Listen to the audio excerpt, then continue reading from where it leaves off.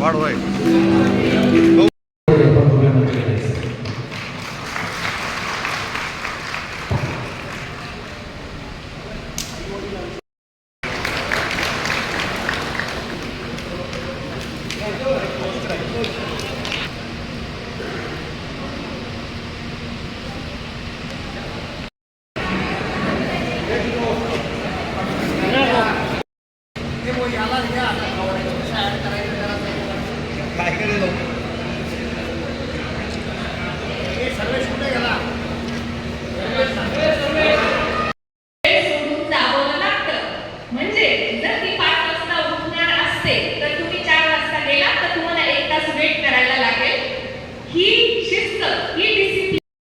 मला वाटतं की 16-17 पासून पाळायला सुरुवात केली आहे आणि आता तर एकदम त्याचं जे अपेक्स शिखर गाठलं आहे.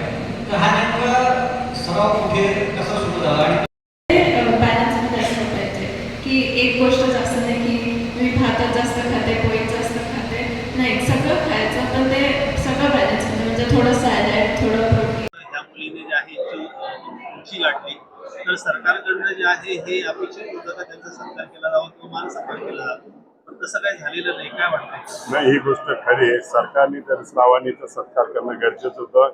योग्य ते मानधन देणं सुद्धा गरजेचं आहे.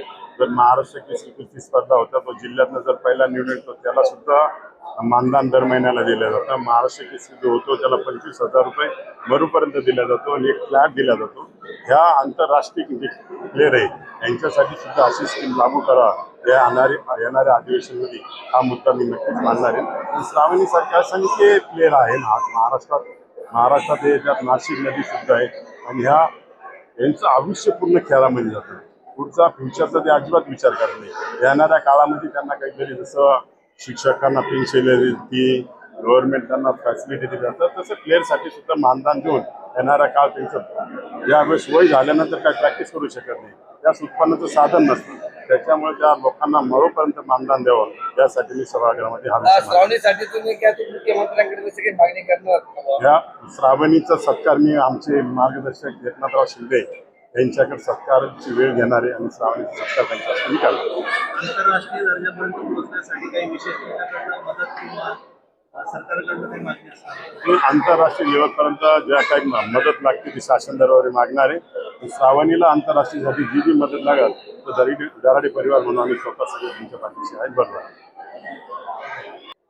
असा जो आहे आपल्याकडे सपोर्ट मिळत नाही आई-वडिलांनी मी जी प्रत्येक गोष्ट मागितली ती त्यांच्या परीने देण्याचा पूर्ण प्रयत्न केला.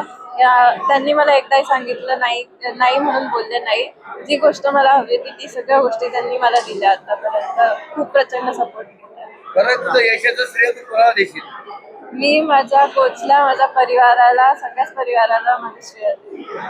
अंतिम क्षण होता त्यामध्ये 2 सेकंदाचा फरक पडलेला आहे आणि त्यावेळेस काय भावना होत्या? त्यावेळेस मी असा विचार करत होती की मला भारतासाठी मेडल हवं आहे, गोल्ड मेडल हवं आहे. आणि आज जो संघ जोडलेला आहे रतन बाबा आणि दराडे परिवार त्यावर काय सांगा? मी त्यांच्या सगळ्यांचे खूपच धन्यवाद मानते. त्यांनी मला नेहमीच पाठिंबा दिलेला आहे आणि असंच बाकीच्या जे नवीन खेळाडू येतील बाकीच्या क्षेत्रांमध्ये जे उज्ज्वल होतील त्यांनाही असा सत्कार करावा. ताई तू ही अचिव्हमेंट जी आहे कशा पद्धतीने जी आहे या स्टेजपर्यंत पोहोचते त्याचं थोडंसं जे आहे आम्हाला सांगतो. मी तर मागच्या 9-10 वर्षांपासून VDK स्पोर्ट्स फाउंडेशन नाशिक इथे मी 10 वर्षांपासून VDK स्पोर्ट्स फाउंडेशन नाशिक इथे वैजनाथ काळे सर यांच्या मार्गदर्शनाखाली सराव करते. इथे पोहोचण्यामध्ये त्यांचे मला खूप साथ होती. त्यासोबतच माझ्या परिवाराची सुद्धा खूप साथ लागलेली आहे मला. धन्यवाद.